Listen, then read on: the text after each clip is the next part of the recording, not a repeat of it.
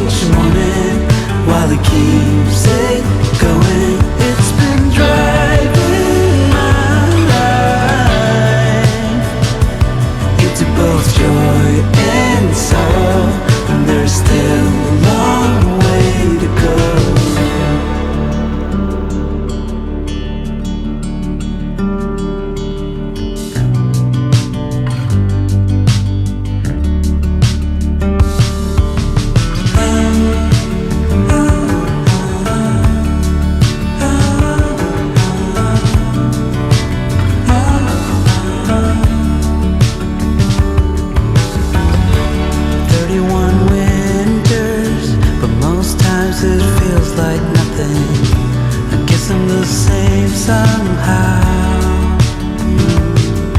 I'm sure I've made progress. Still I feel this hunger, like the journey just begun.